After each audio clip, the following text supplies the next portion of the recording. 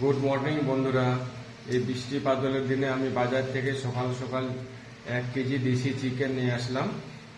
এই যে বন্ধুরা, দেশি চিকেন, চলো তোমাদেরকে খুলে দেখাই।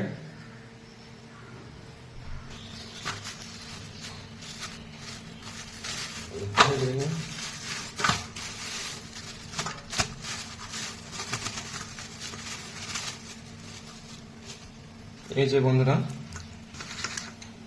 খুব সুন্দরভাবে দোকানদার পিচ করে দিয়েছে। এবার প্রথমে মাংসটাকে আমি ধুয়ে নিচ্ছি। মাংসে দেওয়ার জন্য রসুন, পেঁয়াজ, আদা আর আলু কেটে নিয়েছি। আর এখানে নিয়েছি গোটা জিরা মশলা, গোলমরিচ আর শুকনো লঙ্কা। এবার সমস্ত মশলা আমি একসাথে পেস্ট করে নেব। কড়াই গরম হয়ে গেছে। কড়াই সরষের তেল দিয়ে প্রথমে আমি মাংসে দেওয়ার জন্য আলু ভেজে নেব। দিয়ে দিলাম সরষের তেল।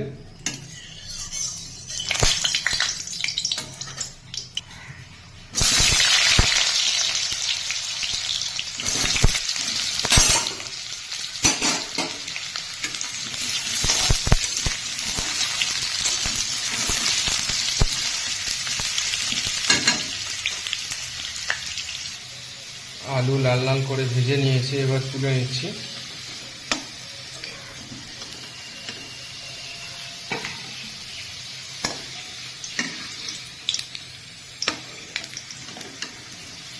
কড়াইয়ে আরো সরষের তেল অ্যাড করছি।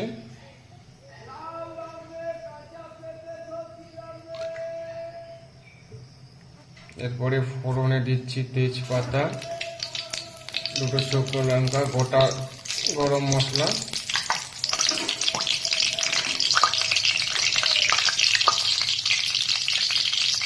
গোটা জিরে মশলা,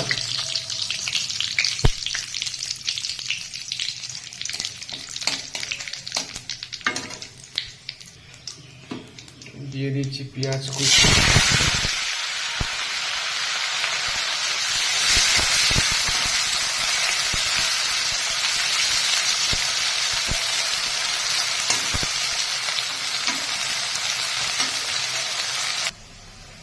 মাংস ধুয়ে পরিষ্কার করে রেখে দিয়েছি। মাংস বেশ ভালো করে ধুয়ে নিয়েছি। পেঁয়াজ ভাজা হয়ে গেলে এরপরে মাংস দিয়ে দেব। পেঁয়াজের কালার চেঞ্জ হয়ে এসছে, এরপরে দিয়ে দিচ্ছি ধুয়ে রাখা মাংস।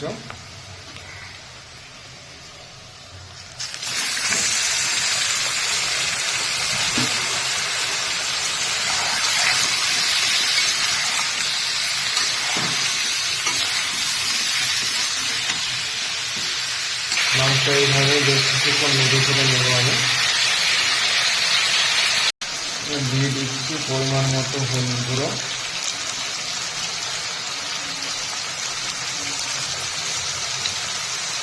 দিয়ে দিচ্ছি লবণ।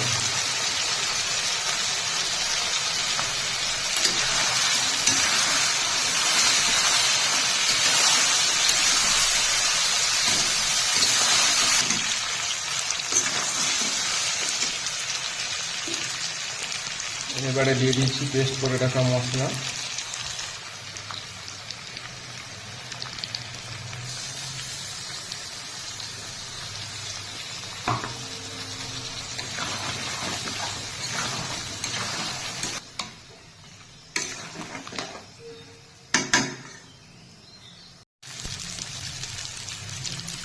বন্ধুরা, মশলা দিয়ে মাংস আমি বেশ কিছুক্ষণ ভালোভাবে কষে নিয়েছি।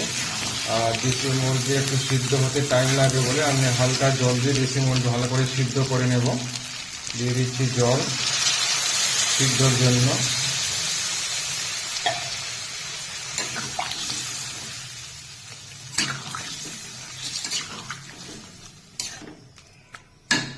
ঢাকনা লাগিয়ে আমি ভালোভাবে সিদ্ধ করে নেব। ঢাকনা তুলে নিচ্ছি।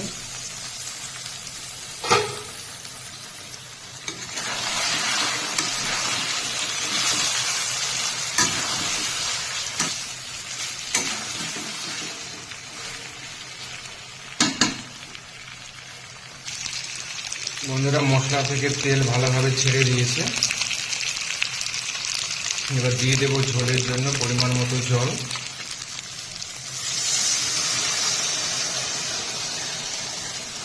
ঝোল একটু বেশি দিলাম, কারণ আমাদের ঝোলের পরিমাণটা বেশি লাগে।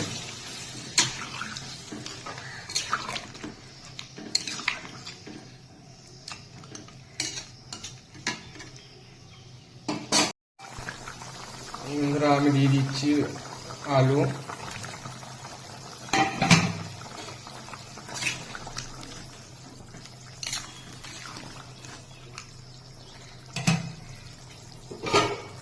এবার ঢাকনা দিয়ে ঝোল ভালো করে ফুটে নেব। ঢাকনা তুলে নিচ্ছি, এবার নিয়ে দেখে নেব। ঝোল ভালোভাবে ফুটে গেছে আর আমার পরিমাণ মতো ঝোলও হয়ে গেছে। মাংস আর আলু ভালোভাবে সিদ্ধ হয়ে গেছে বন্ধুরা। এখন আমি গরম মশলা দিয়ে নামিয়ে নেব। দিয়ে দিচ্ছি গরম মশলা।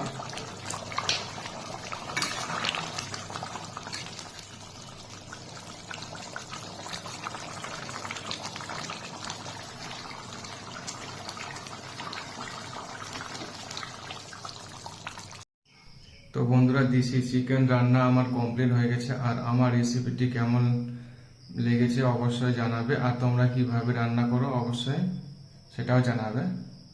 তো বন্ধুরা দেখেন কত সুন্দর কালার হয়েছে মাংসের।